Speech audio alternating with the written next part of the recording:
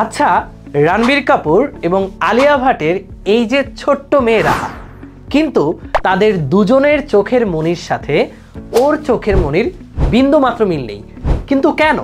চলো জেনে নেই ডাক্তার সাজ্জাদ ভাইয়ের কাছ থেকে। ইয়াসিন ভাইয়ের মতো তাহলে তুমি নিশ্চয়ই এই প্রশ্নের উত্তর খুঁজছো। ইয়াসিন ভাই তো ফাঁকিবাজ ছিল, সে জেনেটিক্স পড়েনি, তাহলে তুমিও কি পড়োনি? চলো তোমাকে একটা ছোট্ট ব্যাখ্যা দিই।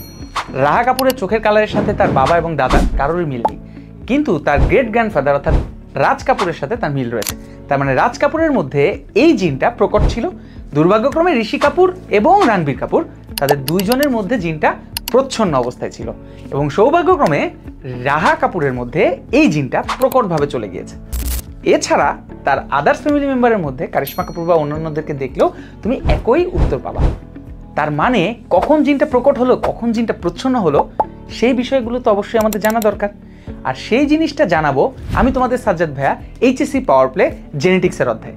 মনে রাখবা, তুমি যেই সাবজেক্ট পড়ে হয়ে যাও অজ্ঞান, সেইটা আমার কাছে জীববিজ্ঞান।